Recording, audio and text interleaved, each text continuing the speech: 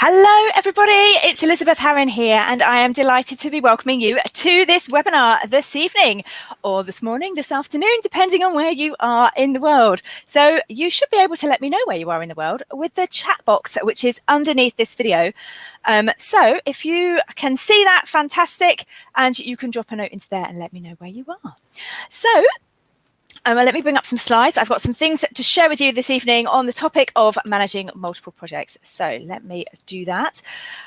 Before we get started, though, I do want to just give you some little housekeeping pointers for tonight, because there's also, if you're watching this on the Girls Guide to PM/MMP page, you can download your webinar guide. So if you want to see the URL for that, you can go straight to there. You can download your PDF. So that's a printable guide that you can just have to have next to you to take notes in if you feel that that's the kind of thing that you like to do to help you remember and focus during these kind of sessions. So that's available to you as well. And what you can also do is, because this is a public page on the internet, if you've got some friends or colleagues who you think might be interested in the topic of managing multiple projects, you can always just give them the link and then they can join in and watch it at a time that is convenient to them. So I did know that earlier on when I had a look at the chat on my iPad, I found it quite difficult to get the chat box to appear. So if you can't see the chat for any reason, all you have to do is go to girlsguidetopm.com/chat and it should ping up there and you'll be able to pop questions in there, because I'm really excited to hear what you've got to ask me. And yeah, that should be pretty good. So we've got people from Germany, we've got people from New York. That's fantastic. So thank you very much for making the time to come along, and let's get started. So we've got the chat, let me get rid of that off the screen. So we're going to make the most of our time together tonight, because project managers like to start on time, right?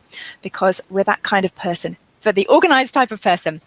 So I'm going to suggest that to get the most out of tonight's webinar, that you try and put some time together to focus on what we're talking about tonight. So close down the other tabs. If you can, close the door to wherever you happen to be sitting so you're not so disturbed, and give yourself time to discover some new strategies for managing all the things on your to-do list. However, I also know that you're here because you need some suggestions for managing all the things. And I've already had a couple of people email me tonight to say they can't make it because something at work has cropped up. So if you are still in the middle of your working day and there are work things happening all around you, then I totally get it. Feel free to multitask. It's not like I'm going to know. So while I'd love for you to be focused on the things I'm going to be teaching tonight, I also know that real life happens. And if you need to just get on and do things, then, then please do. Don't feel guilty about it. So I have mentioned already our printable action guide. It was in the confirmation email that you got, I'm pretty sure. And you can also grab it at the URL there. I've mentioned that already. I don't need to labour the point on that, do I? It's just some handout for you to take notes on. Okay, so then, I'm aware that some of you watching may not know anything about me and who I am. So I wanted to just do a little bit of introduction. I'm an ex-corporate project and program manager. I've got about 20 years of experience doing the job of project management, and I found project management quite early. It was one of the career choices available to me as part of a graduate training scheme. So I landed in project management at a relatively early point in my career, and I've managed to write 6 books about it. And that's given me quite a broad opportunity to talk to people and network with people. And I know that this is a big problem for all kinds of people around the world, managing multiple projects. So perhaps this sounds a bit like you. You want to spend less time juggling and more time making progress on your projects. You feel like your plans are out of control, even though you feel like you're doing so much planning and you're planning a lot. And you just want managing multiple projects just to be a little bit easier. I mean, couldn't it be a little bit easier? Well, hopefully by the end of the time that we've got today together, then hopefully it will be. So I'm interested to hear, how many projects are you currently managing? Drop your answers into the chat box. You can also go to girlsguidetopm.com/chat if you're on a mobile device, and the chat box, for whatever reason, doesn't seem to be appearing. It's live, it's technology, it's what happens. And I'm really interested to sort of hear where people are from. Annie May says 6 to 10. Molly's saying 6 to 10 as well. That's a lot. Tamashia, I hope I've said your name right, is saying 2 to 5, but most of you, Sandra, Maria, Misty, Gert is managing 10. Oh, hello, Gert. If you're the Gert I'm thinking of, then it's lovely to see you here. So it's mainly Cs, mainly Cs, formal projects or not so formal projects. I think there's a lot of variety there. That is, yeah, it's a challenge, isn't it? It's a challenge to have to be juggling so many different things in your day.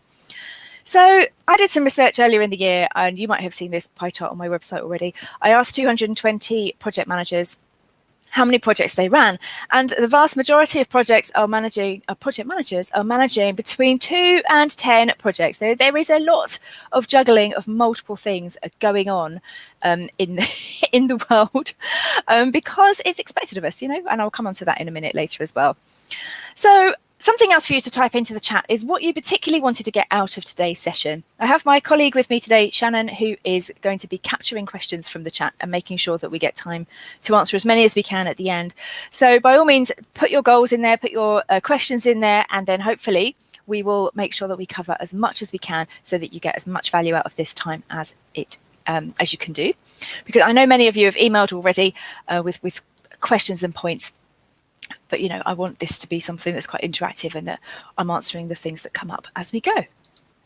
So this is what we're talking about. This is why we are here. We're going to look at the 3 skills for successfully managing multiple projects, managing them all broadly at the same time. And if you're anything like me, you like to know where we're going at all times. I will take you on a quick roadmap for our conversation today so that you know what to expect. We're talking about the smartest way to sequence your projects to get more things done. Then I'm going to share with you the secret to keeping the communications flowing. Kind of important when you've got a lot of balls in the air. You'll know how every project needs to move forward and to hit your deadlines despite having multiple projects to do, because let's be honest, your boss expects you to make progress on all of them, right? Even the ones that are low priority. They're all supposed to magically move forward by the end of the month when you do a status report, even if some of them are not priority at all. And I also have something to share with you that I think is quite exciting. So I'll be telling you about an opportunity that you can work with me in more detail on this kind of topic a little bit later on. And then, of course, we'll have plenty of time for Q&A. So like I say, stick your questions into the chat.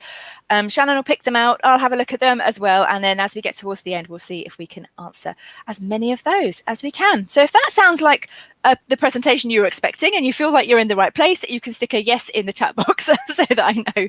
And if not, then that's fine too. But that is what we're covering tonight. Right, so before we dig in, I wanted to share my story with you quickly so that you know how I got to learn all of this stuff and how I got here, really, how I got to this point. And my first proper project management job, as I alluded to, was in an insurance firm. And I was working for the IT and business change team as part of a project team that was leading an upgrade on a website. So as far as I can recall, and it was quite long ago, it was quite long ago now, back in 2000, I had one thing to do, and it was basically the perfect grounding for my career. I just had one thing to do. I had a mentor. I had a manager who was fantastic. I was working with a lovely IT team leader called Jo, and her department was building the thing. She was so switched on. All of her plans were excellent. I don't remember having any particular dramas about not knowing what to do or not being able to hit the dates. So, happy days. And then 13 years later, I'd switched jobs a couple of times and I had my first child. And a year after that, I had another one. So I went from having a career to having 2 kids in 12 months. And those things aren't incompatible, right? I mean, you can have kids in a family and work. And I do still obviously have two children. But the change for me was huge and my career changed. And it was huge and it was sudden. So I had 2 periods of maternity leave in, I reckon, in 18 months. I think I had 4 or 5 months off with the first child, and then I can't remember with the second one, certainly not more than 6 months. And when I went back to work, my job changed. I mean, it changed massively. I wasn't doing this kind of strategic project delivery anymore. I was dealing with new responsibilities at home, and I was going back to work in a different role. And it was a big shock to my system, and I had to change the way I did things. But on the surface, things were looking good for my career. So if you were looking in from the outside, I was nominated for a Women in Technology Award along with a colleague for some work we'd done on an IT transformation project. And we didn't win, but it was nice to have a black tie dinner and make the shortlist. So, on the surface, things looked like, I was succeeding in my career. But that IT transformation project was gone. It was over. And I was no longer leading one big thing, and or even groups of related projects, really. So sometimes my stakeholders were totally different groups too, and I was a team leader for project managers. So my job involved a ton of stuff, like doing projects for many sponsors and trying to do some application estate management, rationalizing some of the software we had in the estate, liaising with suppliers about some contract stuff because nobody owned any of the contracts. And they were nothing to do with my projects, but someone needs to do them, and you always give projects to the person who's a safe pair of hands. I was also doing line management for the project managers and supporting project managers doing their own projects. So I should say that we worked in a predominantly predictive and hybrid environment. So I wasn't doing formal agile at this point, but I was also trying to instill some kind of sense of process and PMO while not formally being in that role, because we didn't have a formal PMO. But as one of the senior program managers in the department, that was something else that was on my plate is, oh, can you just help me do this? Can we set up a this and all that? Anyway, it was a lot. It was a lot of often unrelated things. And I'm sure that you guys can relate to that because, I'm certainly not alone. I certainly don't have a particularly special career path in any sense. Lots of people go through this, and you end up with this mishmash of jobs and projects and other responsibilities as well. So I needed a new way of doing things, and through a combination of trial and error and reading and learning and improving and saying no to things and juggling, I found a way to get through the day and to try to get everything done. And I know I'm still a work in progress, but it is possible to get more control over managing all of your projects. I still do walk around connected to my phone, but honestly, things are better. So I know that you guys are managing multiple projects or you wouldn't be here, but how does it make you feel? Do you feel that sense of crushing overwhelm that so many people, including myself, do? Or do you feel like you're totally on it and you're just here tonight to get some kind of finesse and some polish to the tips? So you can stick into the chat on a scale of 1 to 10, on a scale of 1, you don't even know where to start, life is terrible, through to 10, yeah, you're rocking it and you're on top of managing all of your projects and you've got loads of strategies. Because I think it's really interesting, just from my perspective, to get a feel for who's in the room, as it were. And we've got a mixture of answers coming in. Oh, I can't go through them fast enough. It's overwhelming, says Rafaela. Kayla says, it's okay until the alarm bells start ringing at the same time. Oh, isn't that the truth? We've got some 3s, which is at the lower end of the scale. A Trudy's up at a 7, which is fantastic. All 6s, 4s. Oh, Pearl, today has been a 2. Oh, my. Yes, some days go better than others. That is definitely the truth. And Jessica's bouncing between a 2 and a 6. Room for improvement, says Joelle. Okay, so a big mix of people, but that's fine. I mean, that's to be expected, really, isn't it? Some days it's great, some days it's not. Okay, so let's get started with our first skill. Things are different in a multi-project environment because often the same experts are supporting multiple projects, and you will be working with people on different teams, but they're the same people. So they might be in different physical teams, but they're the same people across your organization. And inter-project dependencies need to be taken into account, whether you are working in iterative or predictive environments, because the order of the projects that you do your work in makes a difference to how effective you can be and how effective those subject matter experts can be when you are asking them to contribute to your work. So just as a little recap, because I know you're all experienced project managers, you probably don't need to hear this, but dependencies, this is how I define it in my book, The Shortcuts to Success. A dependency is a relationship that links the order in which the activities are carried out. And you'll be familiar with seeing them. On a single project, you can see the links in the project. They are the black lines. They show the flow of the work and between tasks. And those are the dependencies. So we know what it looks like for a single project.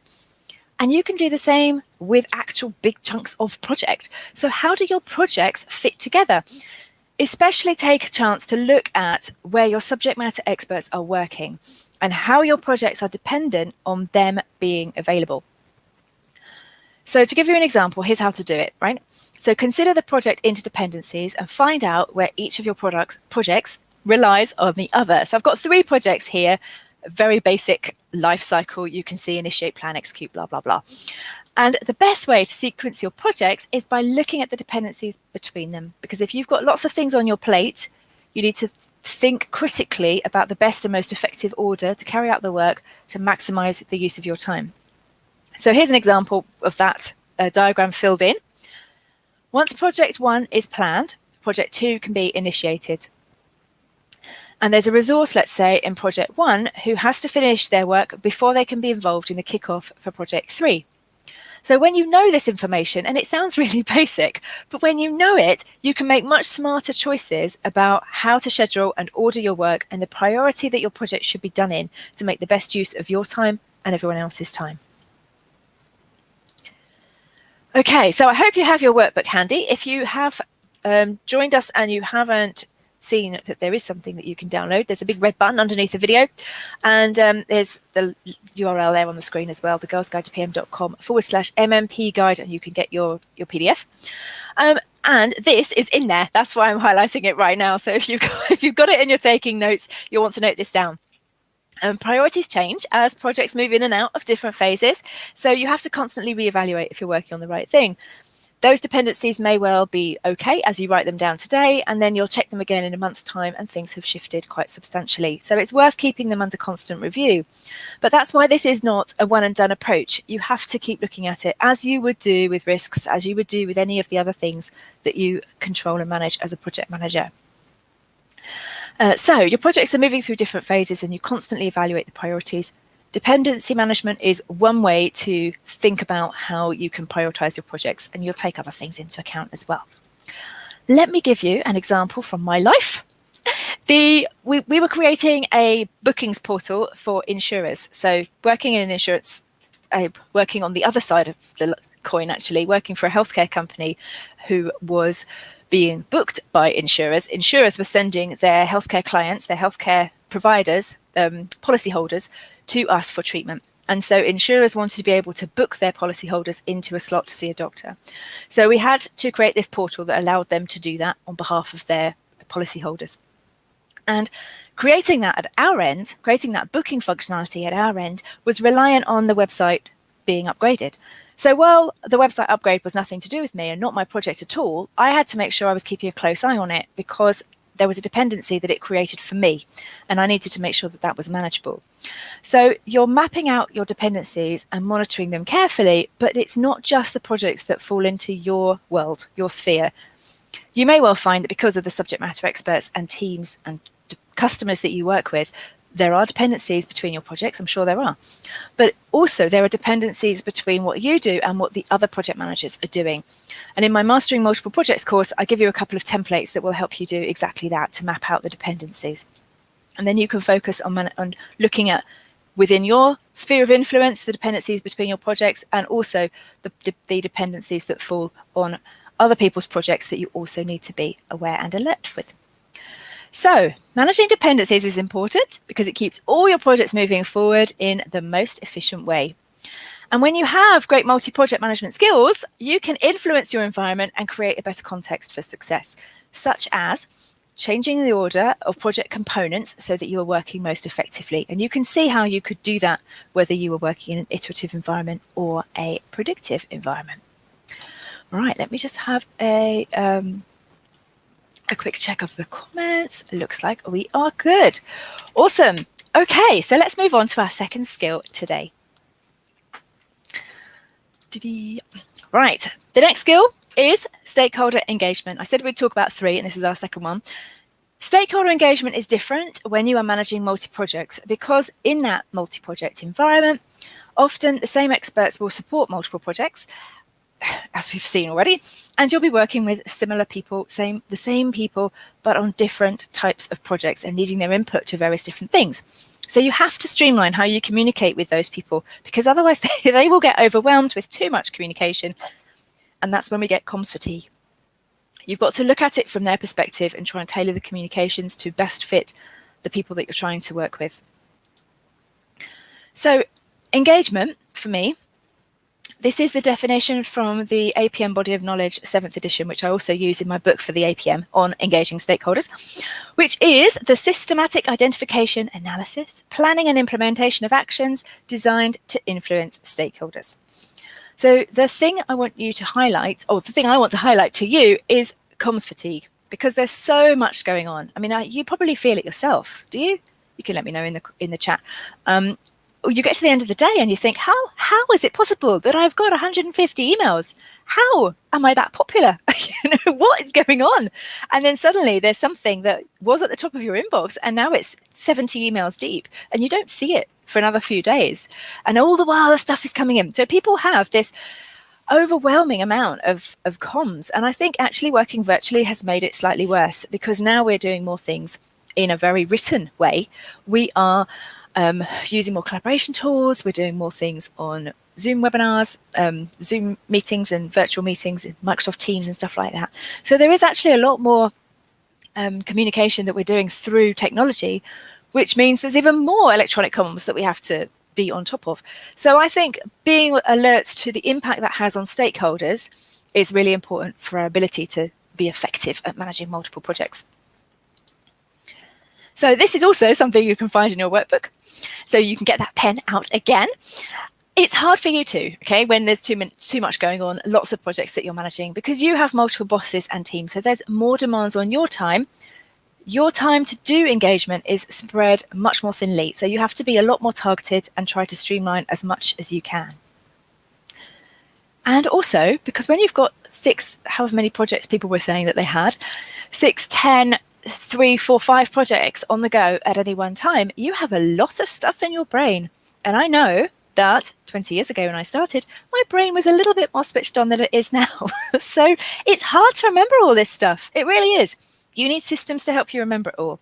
You need a big picture view, so you're constantly looking for what you have to share now and what you have to share in the future, so that your teams all stay engaged.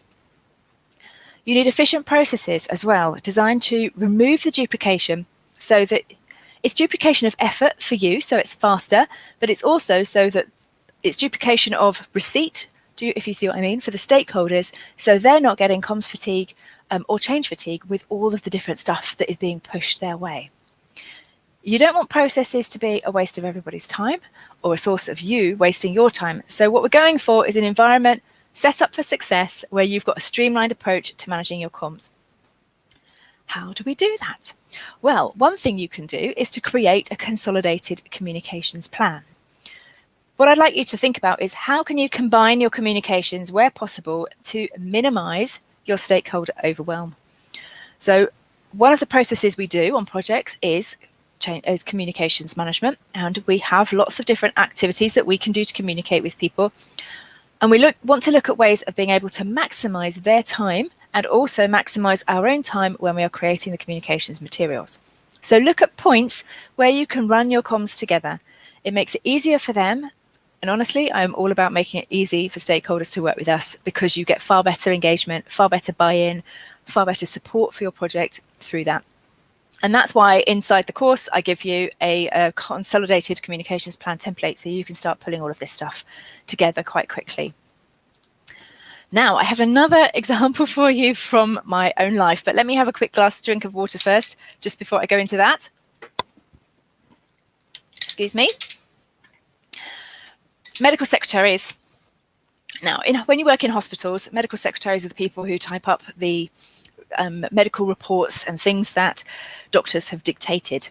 Doctors see the patient, they take notes into a dictation software or sometimes on a piece of paper, depending on how good at the technology they are. Sometimes they do it themselves if they're really quite up on technology.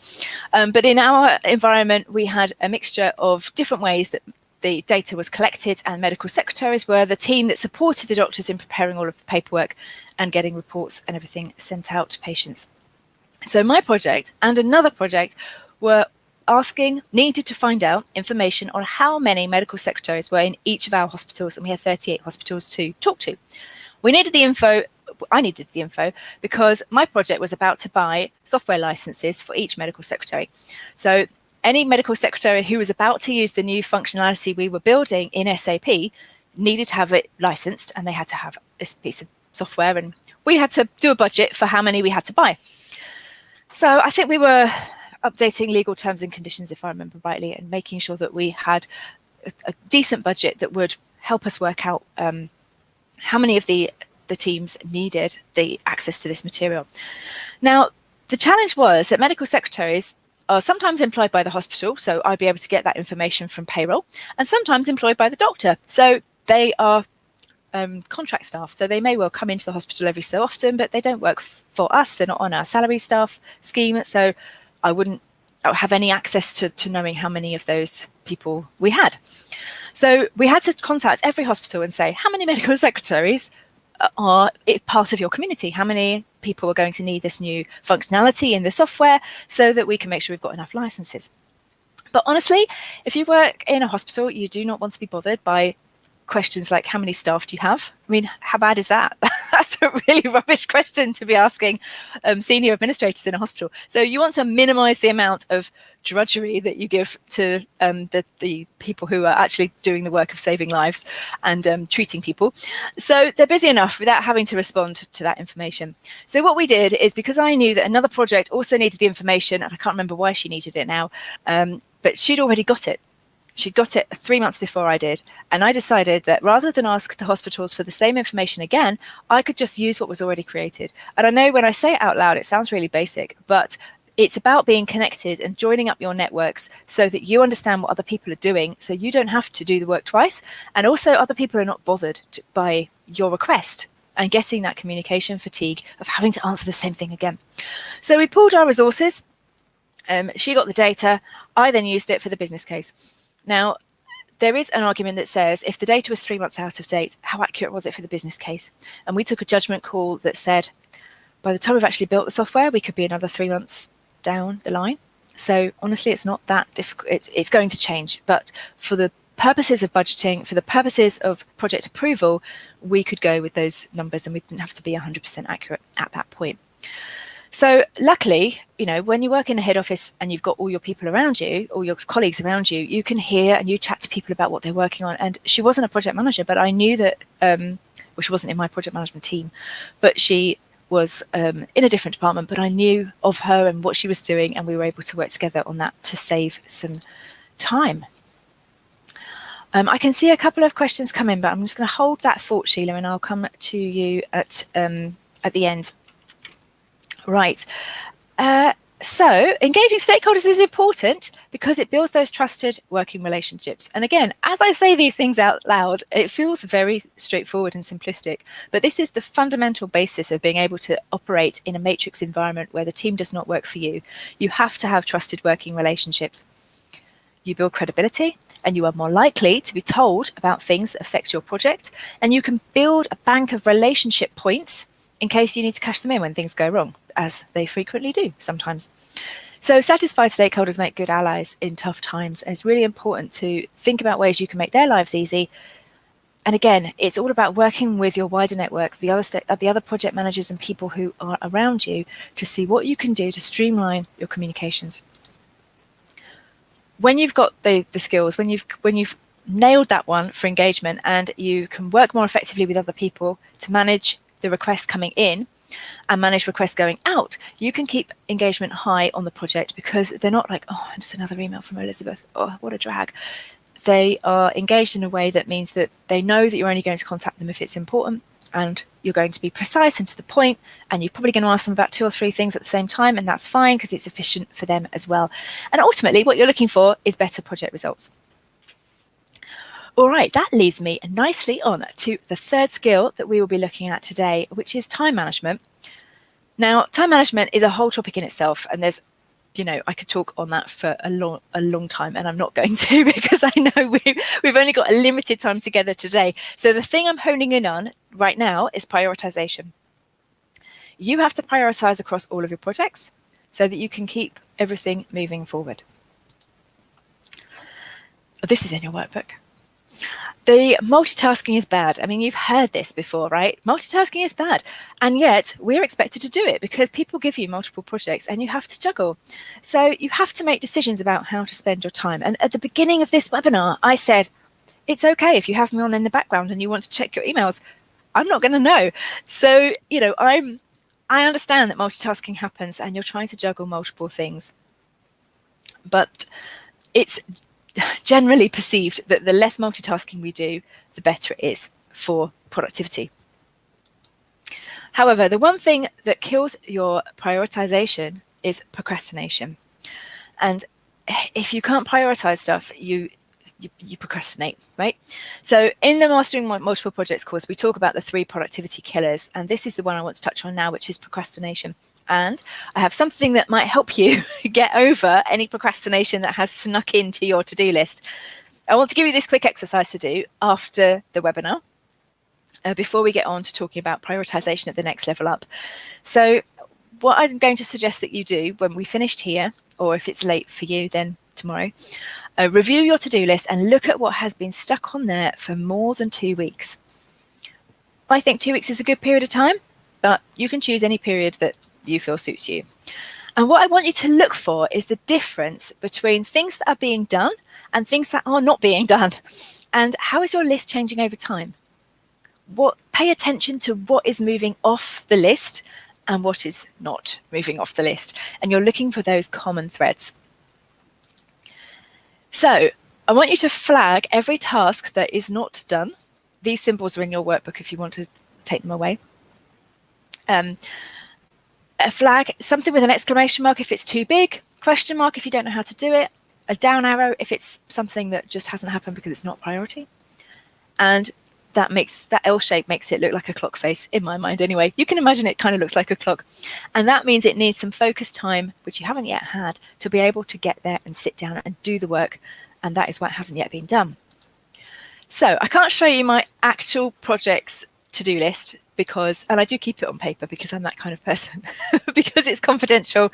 You know, it wouldn't mean anything to you anyway, but it's, as we will have work things that we can't share. But this is the to-do list for my blog, for the tasks that I have to do on my blog.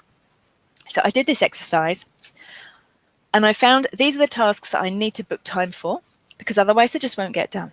So I need to choose some time in my diary and block out a block of time, a meeting, to do those things. Otherwise they just won't happen. Then I found another bunch of tasks, which is tasks I need to research. I need to book the time to do it. So to dedicate to those things where I don't know where to start. Or I have to find someone else to do them for me, because I've either got to work out how to do it myself or delegate it to someone who already has the skills. Because right now it just feels like they're never going to get done because I don't really know what I'm supposed to do. And then this one feels too big and unmanageable. And so I needed to break it down. Everything else on the list counted as low priority. So no need to stress over those things. They just stay there. They might be low priority today, but they might not be low priority next week. And it's something that we have to do to just think about, you know, what am I moving forward and what am I not? And if I could approach these tasks in a slightly different way, targeted to the type of task, maybe I'll be able to get them off my to-do list. So clarifying your to-do list priorities is helpful, but that's only really going to help you with what's on your task list for right now. You also need to prioritize at the next level up, which is by project. So you've got your multiple projects, and we do that by prioritizing by milestone. So we're looking at the milestones within your project overall. Now, again, our experienced project managers don't need me to tell them what a milestone is, but for clarity, so that we all know that we're talking about the same thing, I define a milestone as a date when a particular chunk of work is due to be completed. And the way that I think it helps with our projects when we're prioritizing by project is to overlay the milestones between the projects. So again, I want this to be easy for you. So for the students in the Mastering Multiple Projects course, there's a template that I've created that you can do this. But basically, you collect all the milestones from your various different projects. And then in a spreadsheet, you have your dates down one side, you have your columns for the projects, and then you plot the key milestones by date, by project. That's all you're doing. You get a big picture view of the key points in each project, and that will help you understand how am I going to prioritize by milestone, by what is coming up, by what I'm expected to do, which are the upcoming dates, and how can I best work to hit those dates. That will help you prioritize by project, and then you've also got prioritizing by tasks within a project, because you've also got to get everything within the project done. Because if you only worked on the priority project, the one that's with the deadline coming up the soonest, your milestone that's the soonest, the others wouldn't make any progress. So you can't just work on the top priority project. In an ideal situation, you could just work on the top priority project. And if that is a conversation you're prepared to have with your manager, to dedicate yourself, to forget multitasking, to focus all in on one project and get it done, then, if that's going to serve you and get that work done and completed, perhaps that's the best route forward. In my world, that wouldn't work. I'm expected to juggle multiple projects, and also because my projects have reliance on other subject matter experts who are also not who are also not full-time, there would be periods where I'd be sitting around twiddling my thumbs, waiting for stuff to come back. So I need other projects to fill in those gaps. So generally speaking, I think it's important to know what is your top priority project and what the milestones are to help you make sure you're making smart decisions about what to work on. But you do have to juggle your time between the projects. And this is how I do it. When you're prioritizing between the projects, you have to decide how much time to spend on a project during each working week. So we prioritize the projects overall, and then the work within those projects, and then we time box based on the priority of the project. So what you're trying to do is work on the projects within that allocated time box. So let's say you've got a priority project, you're going to give it all day Monday, most of Tuesday, and then a couple of hours on Wednesday afternoon. The rest of your time you're splitting between the other 2 or 3 projects that are much lower priority. So you have to make that decision first. How much time are you going to dedicate to each one? Now, I know you're thinking, real world doesn't work that way. I can't just do all my project work on a Monday. Absolutely true. So we set our intention for the week to say, my priority project is this one. I'm going to spend most of my time on it. I'm going to mentally plan to spend Monday and Tuesday on this work, and then just adapt. You'll have a meeting on that project, but it'll be Friday. You'll have a meeting that you have to go to, which will be Tuesday, and it will be on something totally different. So, you can flex and change within it, but it's about setting the intention and understanding where you should be prioritizing your time, so that when you get a couple of hours one afternoon, you think, what shall I work on? You don't just pick up the thing that's on your desk. You're making a strategic choice to prioritize the work for the project that you have identified should be the biggest time-boxed piece of work, or you're making the choice to say, I've done enough hours on that this week. I know I've got some time on it on Friday as well. Now I really ought to be making progress on priority number 3. And that way, each of your projects is moving forward, but your priority project is getting the most focused time. Does that make sense? Hopefully it does. So time boxing is my favorite way of making sure that you are managing time across multiple projects. It does only work for me, though, if I put the time and dates into my calendar, because I transfer those key times and dates to my personal calendar so I can block out the time so that every project moves on, even if it's just a little bit every week. Knowing how to manage your time is so important because it's how you prioritize impacts what gets done, and also being able to work efficiently and effectively will just save you time in the long run, helping you get out of the office on time, which is really what we're aiming for.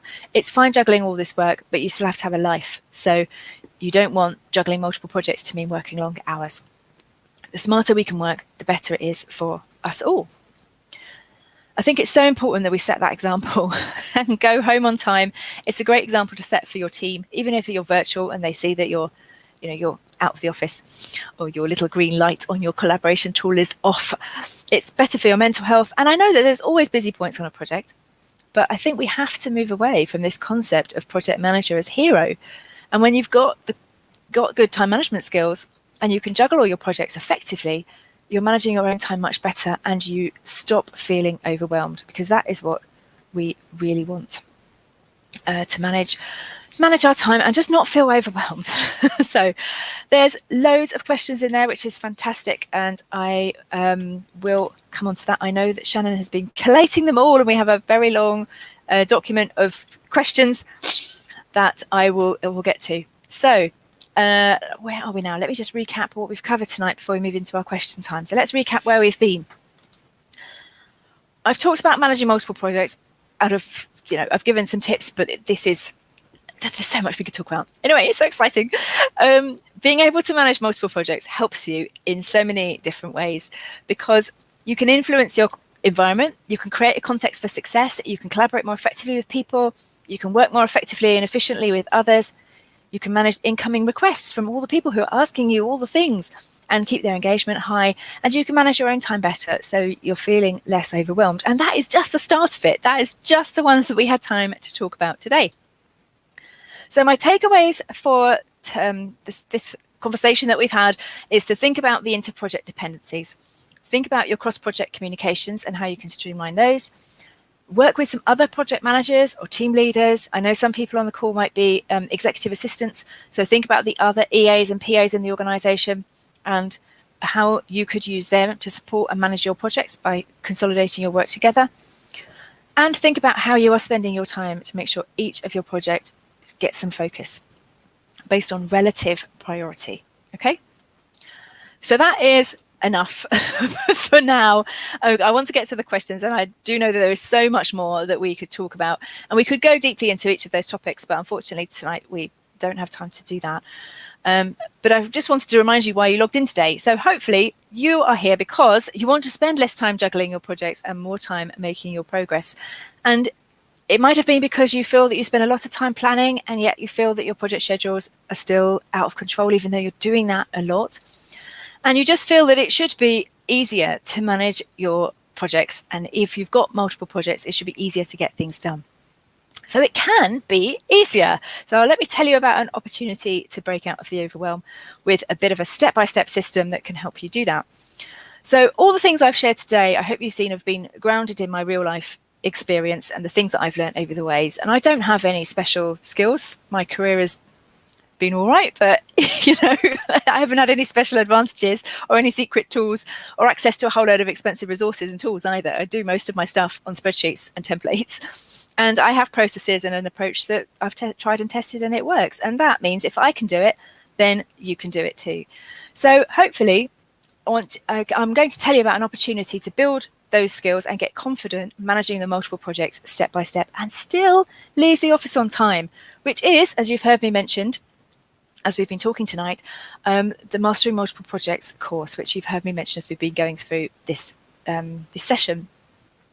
The course is a comprehensive plan for managing multiple projects, and by the end of our time together during the course, we'll be sharing smart strategies for streamlining your workload. There's a bunch more tools and techniques for prioritizing projects that we didn't get a chance to talk about tonight.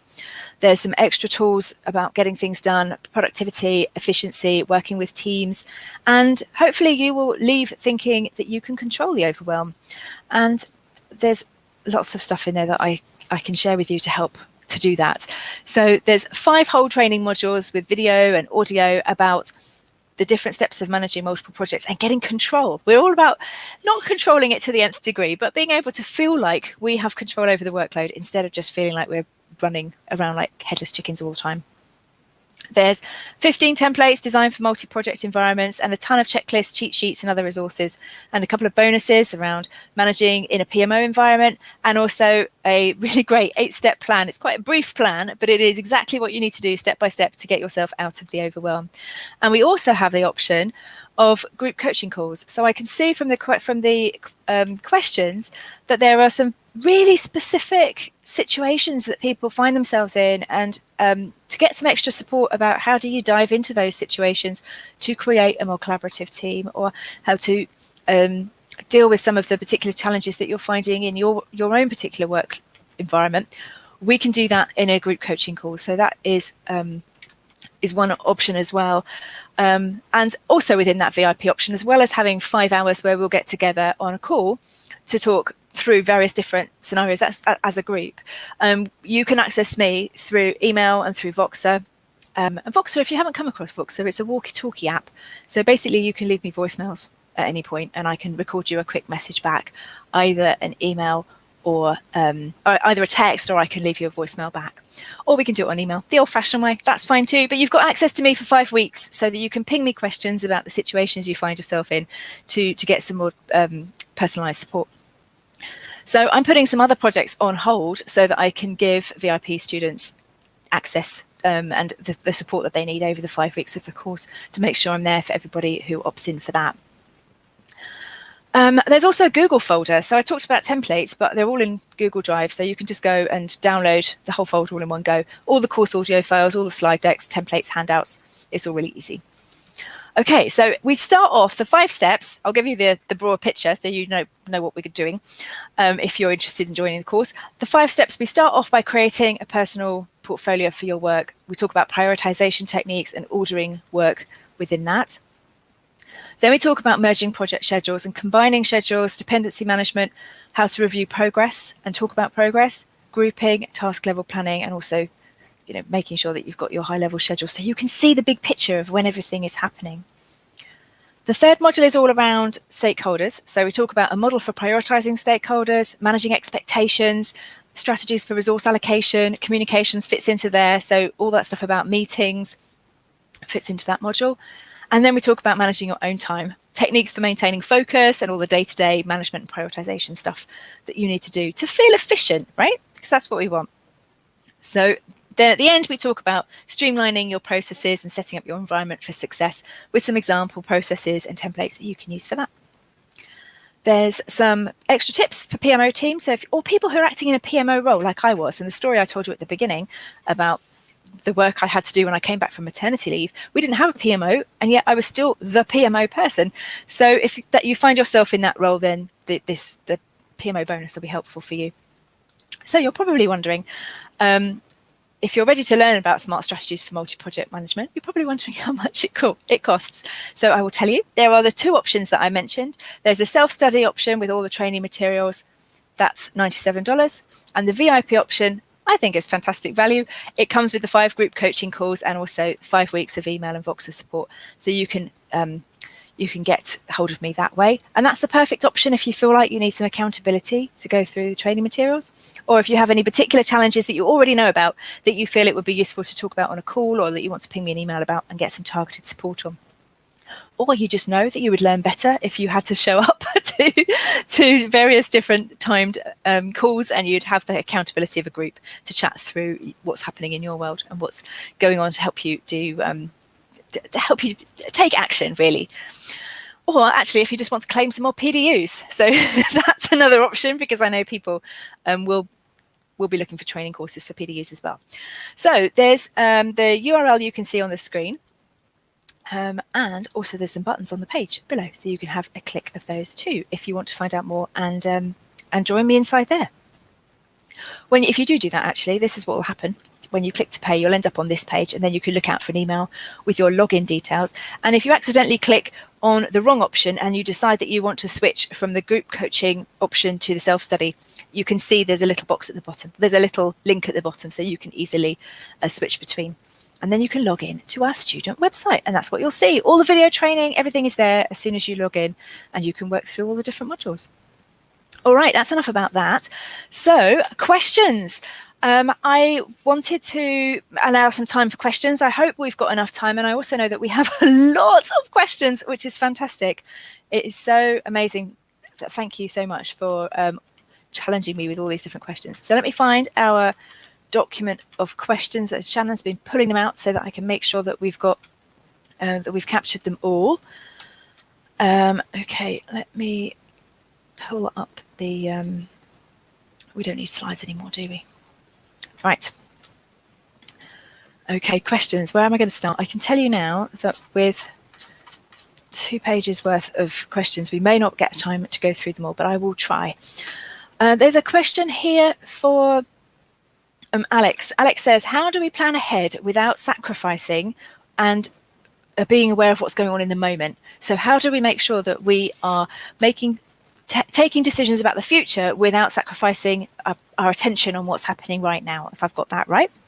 So I would suggest that is what I call the 2-week look ahead. So 2 weeks is perhaps not long enough for what you're talking about, but making sure that you're having regular check-ins with your team so that you're looking forward into the horizon scanning what's coming up, and allocate time to do that. So it either has to be an agenda point in your team meeting on a regular basis. Maybe you don't want to do it every week, but maybe you do want to have that conversation once a month, what's coming up, and you have a regular look forward time, and you're booking time either with yourself or with the team to dedicate to do that. I know I've talked a lot about booking time, but if you don't put it in your diary, it doesn't happen. So have it as a standing agenda item, or make a separate meeting to do that time where you're looking ahead. What else have we got? Molly says, I need to do a lot with a restricted team, so I'm hoping for ideas on automating tasks and prioritizing. Yes, no, later. There are some prioritization models, well, there definitely are some models of prioritization in the course, which will help look at how do we make decisions about tasks, not on an automated software way, because the course itself is not designed with any particular software in mind. It's all very tool agnostic, so you can apply the techniques to whichever product you use. But if you had rules in a workflow engine, you could set up to use those prioritization models and just drop them in, because as you've suggested, Molly, yes, no, and later are the perfect ways to allocate your tasks. And there might be another option as well. I often use the we'll do part of it and we'll delay part of it. So we'll partially do it, but not all of it, as another option. Okay, so what else have we got? I'm going to go through these really quickly. Sorry, but I know that we've all got other things to do. I also know that if it's part of your day job time, you may well be coming up to the top of the hour and be needed to go off and do something else. Karen says, strategies I've used to help other people honour my scope as a project manager and not expect me to take on the other team members' roles. The one thing I've done effectively there is in a meeting, often you're in a meeting and people will say, oh, we need to do blah, blah, blah. And then everybody just is quiet. Everyone is quiet and they look at you. And because project managers are action takers, we are people who want to just get things done. It's really common. I just want to say, I'll do it because I know I can do it. I know I've got the skills to do it. I can do it in about 5 minutes. Okay, I'll do it. No. Just sit there, silence. Or you say, Karen, I think that's something that would fall into your remit, don't you think? And you just push it back to somebody else. So if somebody says to me, we need to do this, I say, that's a fantastic idea. I'll definitely include it and I'll get Karen to lead on it because it's her job's. It's not her job responsibility, but say, oh, that filled perfectly with what Karen's doing on the project. I will let her know. So you don't have to say yes to doing other people's work. You should not say yes to doing other people's work. That's one strategy. The other is the roles and responsibilities document and making sure everybody is clear what the role of the project manager actually is and what the roles other people have on the team as well. Liza says she wants some structure and being organised tools to appear cool and calm. Yes, and that is where templates come into it really, because I've had a couple of people email to say the templates for a different course because no one's seen these ones yet. It's brand new, very exciting. I mean, I use them, but it's the first time I've shared them. So having documents and templates and being able to talk about techniques makes you look cool and calm because you've got the answers or you have got a suggestion of the answer. And you may well find that what you then end up doing is slightly adapted to suit your environment, and that's fine. But having something as a starting point gives you something to go on and adapt and work from instead of having to just try and make it up as you go along, because that's where you start to look flustered. And doing the point that Alex raised about looking ahead as well will also help you seem cool and calm because you're not worried about what's coming around the corner because you've already spent some time thinking about it.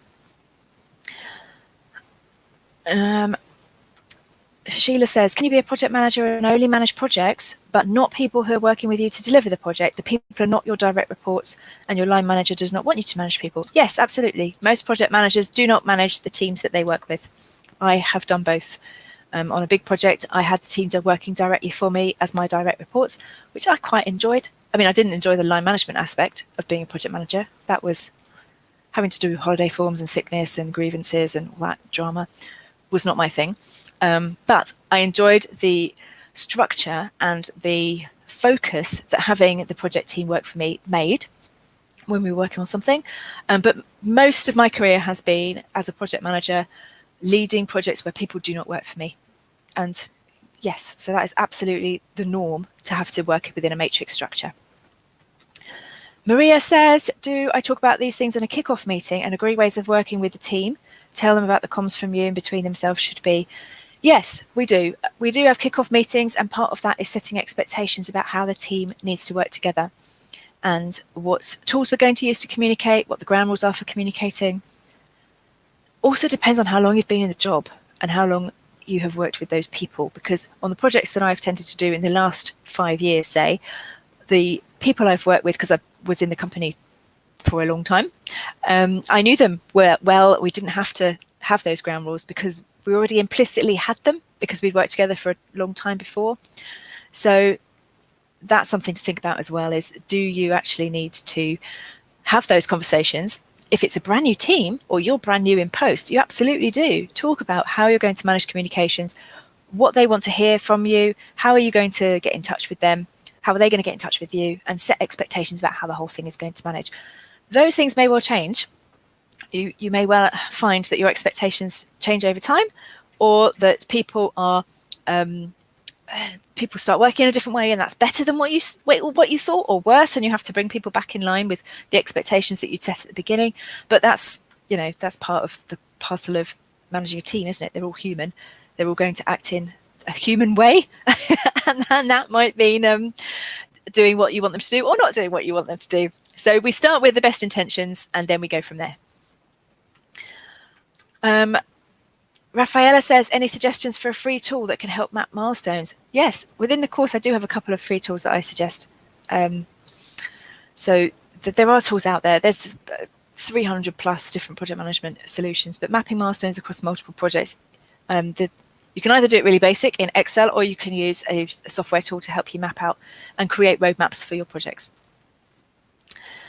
Alyssa says, what's the best approach for identifying a project management tool that can be leveraged across project team participants?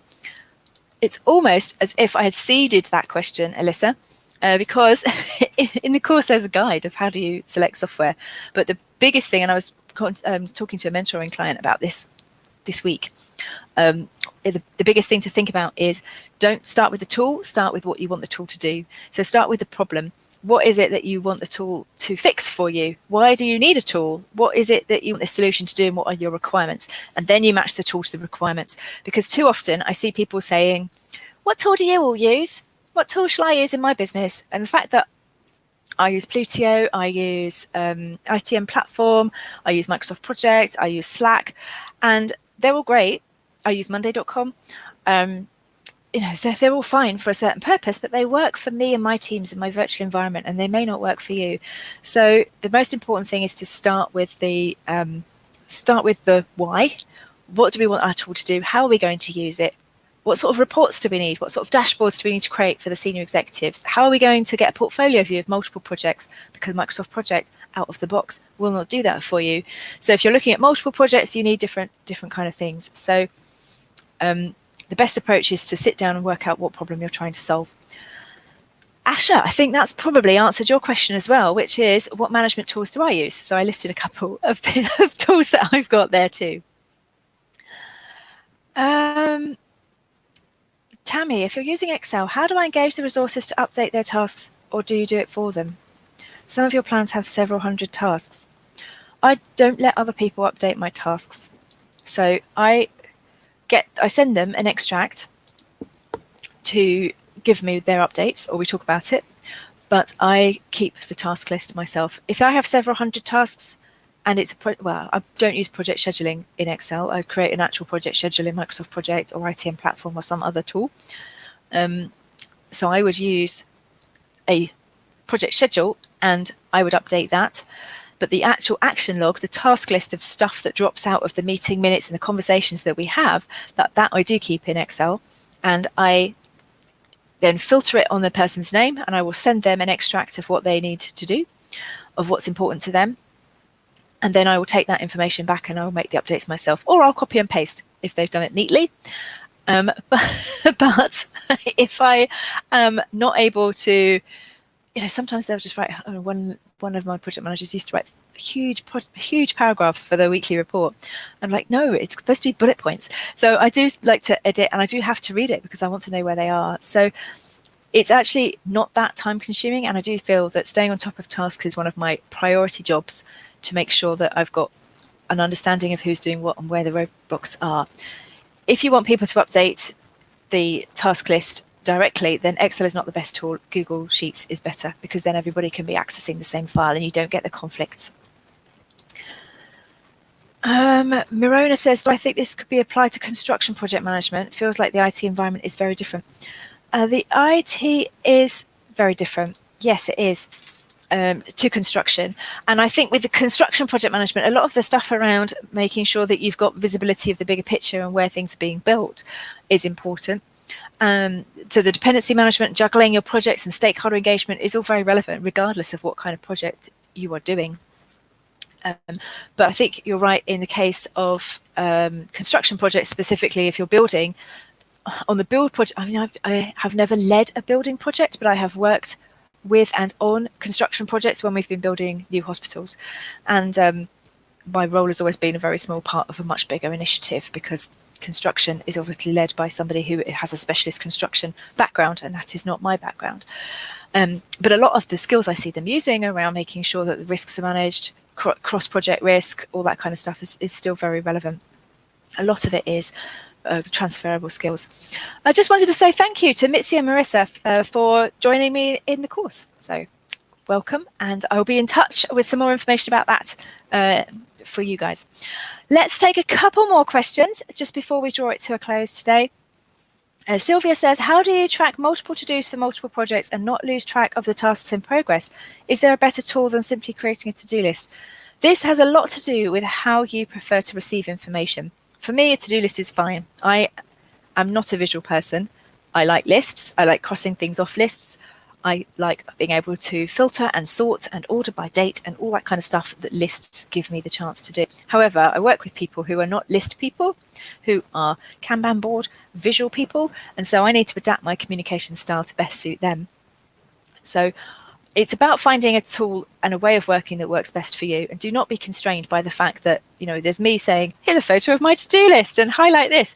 If to-do lists are not your thing, what is your thing? Do you want to create a spider diagram for each of your projects and do bubbles? Because I know a lady who works like that.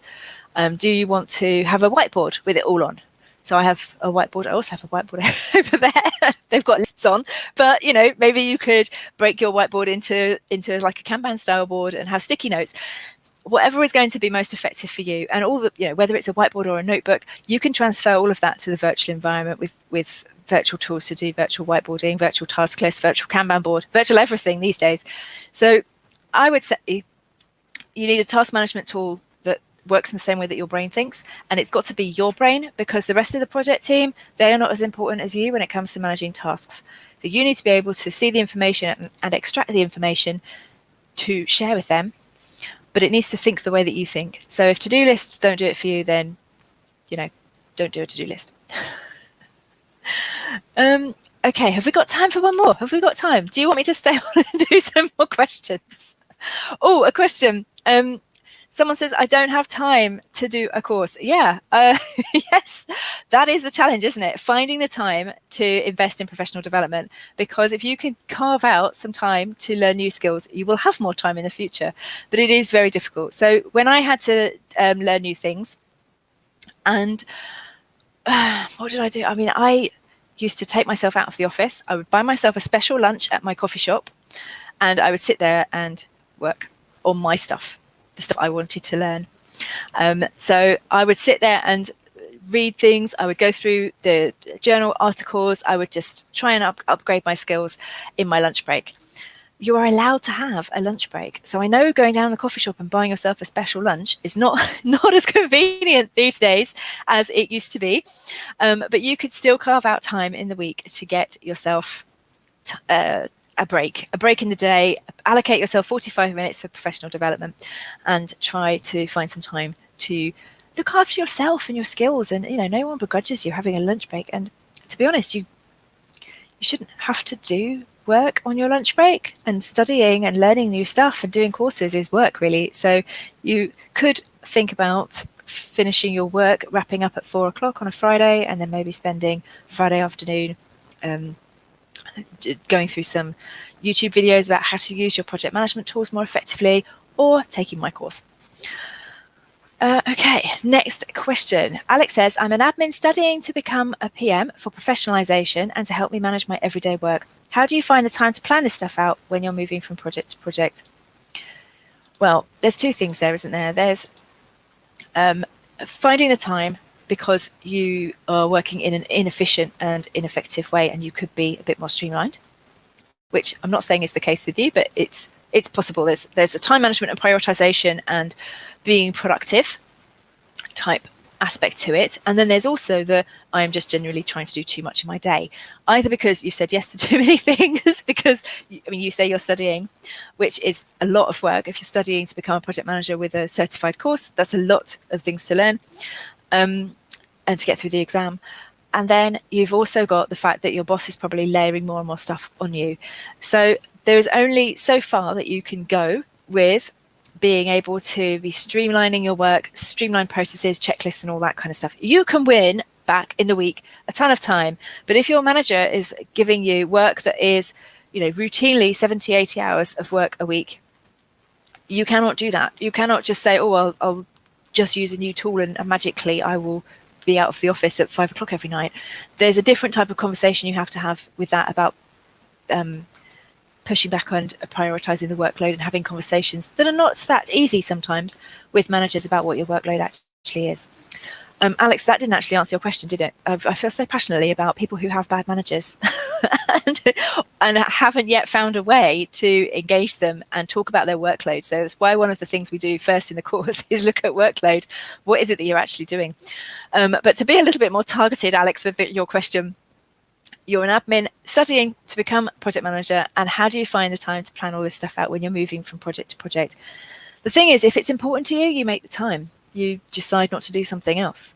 And when you are on a project, you'll often find that there's the base level of project management skills helps you to the point you don't think about that anymore. I mean, you get to a point where you don't think about, oh, let's do risk management today, because it's just such a natural part of being and living the role of a project manager that you can then spend your energy more on other things. So one of the things we talk about in the course is how do you get to that point, and having the processes and checklists so you don't have to use your brain power to think about what do I have to do this basic project management stuff.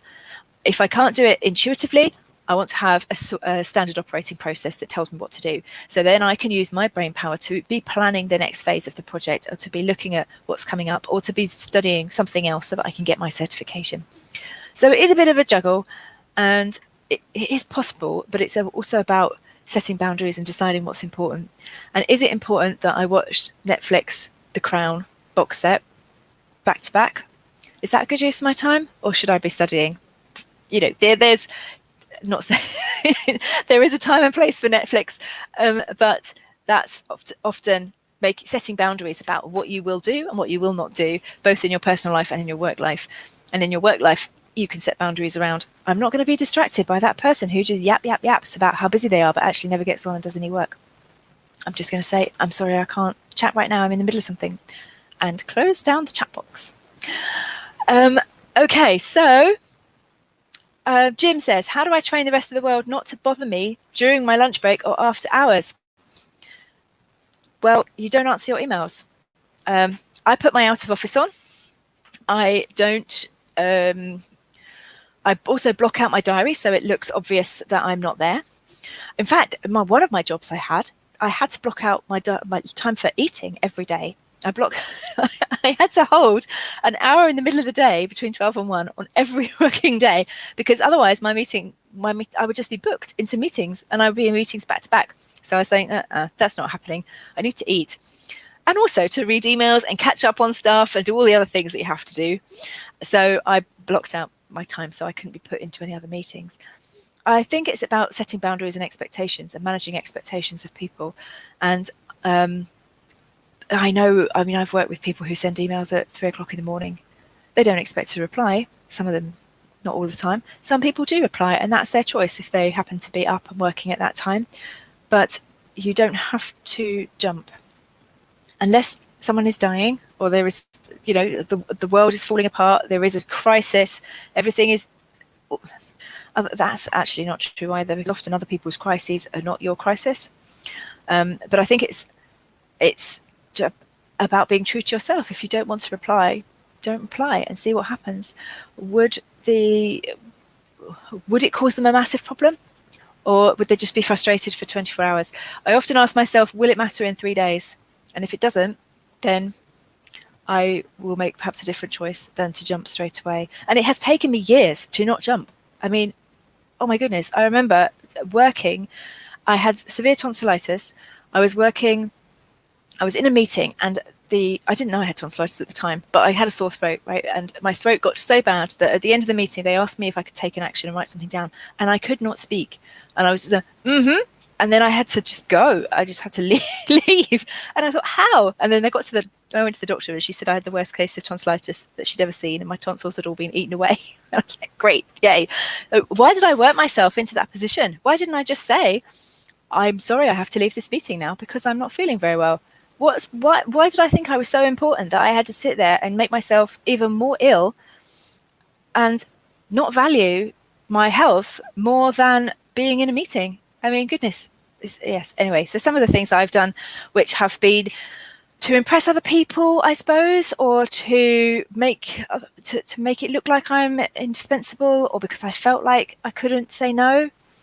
Wow. But looking back, I have not made smart choices at every step. Then I encourage you not to do the same mistakes that I did. Okay, I don't know if that helps at all. Right, Menaz says, I've started my first PM job at one of the biggest companies in the UK. Congratulations! At the start of lockdown. Woohoo! That's a fantastic achievement. You've taken on an existing project, but you don't know much about the environment. Yeah, that's to be expected. So you feel like you're always asking the stakeholders. Yep, so they don't have much confidence in me. Any tips on how to manage this? They don't have much confidence in you? How do you know that? Is that your assumption, or have they actually said nobody really trusts you?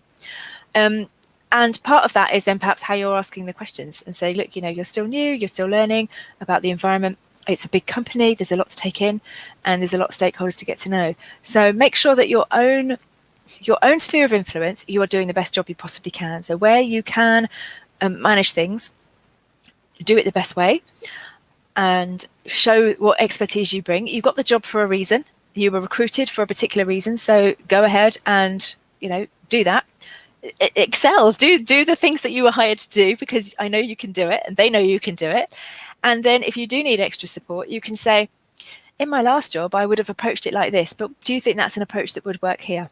Or normally as a project manager I would be doing this, that and the other, but I just wanted to run that past you because I'm still new, and even though I've been here 6 months, the virtual environment's meant that I haven't really got up to speed with how stakeholders would respond if I did it the way I was thinking. What do you think? And then you're not going with oh, excuse me, please give me the crumbs of your information. You're going with a very bold, I know how to do my job, I don't want to step on anyone's toes, so I'm just going to double check that I'm approaching it in the most sensible way. Is that what you think? And 9 times out of 10 they'll probably just go, yep, you're on track, just get on with it.